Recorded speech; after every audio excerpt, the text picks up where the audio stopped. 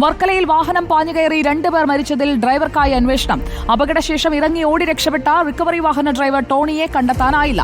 ഇയാൾ മദ്യലഹരിയിലായിരുന്നുവെന്നാണ് ദൃക്സാക്ഷികൾ പറയുന്നത്. ഗുരുതരമായി പരിക്കേറ്റ 2 പേർ ചികിത്സയിലാണ്. അപകടം നടന്ന സ്ഥലത്ത് നിന്ന് റിനു ശ്രീധർ നമുക്കൊപ്പം തത്സമയം ചേരുകയാണ്. Rinu Sridhar, good morning. ഈ 2 പേരെ വാഹനം ഇടിപ്പിച്ചു കൊന്ന ഡ്രൈവർ അപകടശേഷം ഇറങ്ങിയോടി രക്ഷപ്പെടുകയായിരുന്നല്ലോ ടോണിയെക്കുറിച്ച് ഒരു വിവരവുമില്ലേ?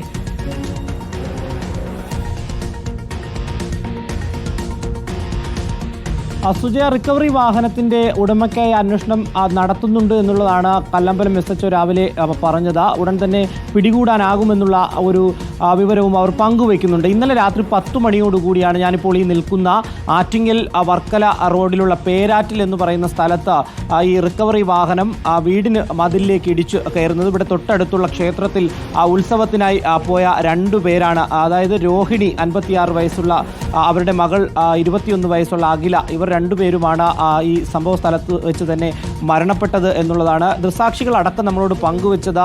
മദ്യലഹരിയിലായിരുന്നു ഈ ടോണി എന്ന് പറയുന്ന ഡ്രൈവർ എന്നുള്ളതാണ്. നമുക്ക് ഇവിടുത്തെ ദൃശ്യങ്ങളിൽ നിന്നൊക്കെ തന്നെ കൃത്യമായി കാണാൻ കഴിയും. കാര്യം ഏകദേശം 4-5ഓളം കുപ്പികളാണ്, മദ്യക്കുപ്പികളാണ് ഈ അപകടം നടന്ന സ്ഥലത്ത് പൊട്ടിച്ചിതറി കിടക്കുന്നത് എന്നുള്ളതാണ് ഏറ്റവും പ്രധാനപ്പെട്ട ഒരു കാര്യം. ഇതിൽ ഈ 2 പേർ മരണപ്പെട്ടതല്ലാതെ ഒരു ഉഷ 60 വയസ്സുള്ള ഉഷ, അതുപോലെ തന്നെ ഒരു നാസിഫ് എന്ന് പറയുന്ന 19 വയസ്സുള്ള ഒരു വിദ്യാർത്ഥി എന്നിവർക്കും പരിക്കേറ്റിട്ടുണ്ട്. ഇവരെ ആശുപത്രിയിലേക്ക് മാറ്റുകയും ചെയ്തിരുന്നു. ഈ വാഹനം അമിത വേഗതയിലായിരുന്നു എന്നുള്ളതാണ് പറയുന്നത്. പോലീസ് സംഭവ സ്ഥലത്ത് എത്തി മറ്റൊരു റിക്കവറി വാഹനം ഉപയോഗിച്ച് ഈ വാഹനം കസ്റ്റഡിയിലെടുക്കുകയും ചെയ്തിട്ടുണ്ട്. ഈ ടോണി എന്ന് പറയുന്ന ആൾ മദ്യലഹരിയിലായിരുന്നു. ഒപ്പം ഈ തൊട്ടടുത്തുള്ള വെള്ളിയാഴ്ചക്കാവ് എന്ന് പറയുന്ന പ്രദേശത്ത് നിന്ന് ഭാര്യയുമായി വഴക്കിട്ടതിനു ശേഷം അമിത വേഗതയിൽ ഈ വാഹനവും എടുത്തുകൊണ്ട് ഇവിടേക്ക് പാഞ്ഞു വരികയായിരുന്നു എന്നുള്ളതാണ്. വരുന്ന വഴിക്ക് നിരവധി വാഹനങ്ങളിൽ ഈ റിക്കവറി വാഹനം ഇടിക്കുകയും ചെയ്തിരുന്നു. അങ്ങനെ മദ്യപിച്ച് ഒരു മതോന്മത്തനായി തന്നെയാണ് ഇദ്ദേഹം ഡ്രൈവ് ചെയ്തത് എന്നുള്ളത് ദൃക്സാക്ഷികൾ പറയുന്നു. എന്തായാലും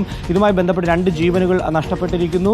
ഈ മൃതദേഹം 2 മെഡിക്കൽ കോളേജിലേക്ക് മാറ്റിയിട്ടുണ്ട്. പോസ്റ്റ്മോർട്ടത്തിന് ശേഷം അല്പസമയത്തിനകം തന്നെ ഇതിന് തൊട്ട് മുന്നിൽ ഏകദേശം 500 മീറ്റർ മാത്രമാണ് ഈ മരണപ്പെട്ടവരുടെ വീട്. ഇവിടേക്ക് മൃതദേഹം എത്തിക്കും എന്നുള്ളതാണ് നമുക്ക് നാട്ടുകാരിൽ നിന്നൊക്കെ തന്നെ ലഭിക്കുന്ന വിവരം. സുജ, റിനു ശ്രീധറാണ് വർക്കലയിൽ നിന്ന് വിവരങ്ങളുമായി നമുക്കൊപ്പം ചേർന്നത്.